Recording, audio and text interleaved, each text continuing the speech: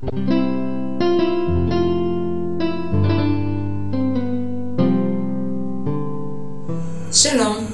הפעם אני רוצה להתייחס לטיפ הכי יומיומי, הכי פשוט, שכל כך יכול לעזור לנו כל יום במפגש שלנו עם הילדים, ולא כל כך שמים לב אליו.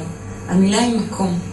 איך המקום יכול לשמש אותנו להחזיר ילדים לשקט, לריכוז, לעצמם, לעולמם. ילד בא הביתה, הוא יושב לאכול.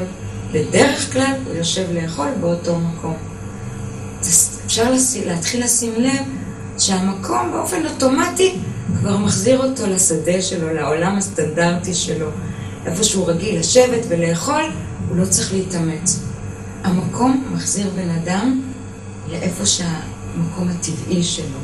זה נשמע מוזר, אבל תשימו לב על ארצ'י בנקר, עשו על זה תוכנית שלמה. האיש לא זז מהקורסה שלו. גם אתם כהורים בערב מתיישבים לראות טלוויזיה, בדרך כלל באותו מקום. גם הילד, אפשר להחזיר אותו שהוא חוזר עייף מבית ספר או מהגן, לאותו מקום, לאכול, לאותו מקום, לשבת להירגע, לקרוא סיפור וכן הלאה וכן הלאה. אפשר להתחיל לשים לב לעניין המקום בצורה גורפת.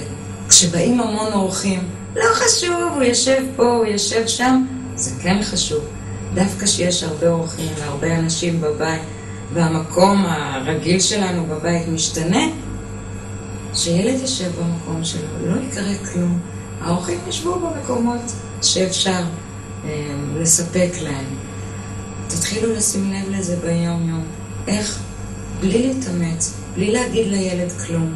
אנחנו רוצים שיחזור לו הצבע הוורוד ללחיים, שהוא יחזור לכוח אחרי שהוא חוזר הביתה, להשתמש במקום ככלי.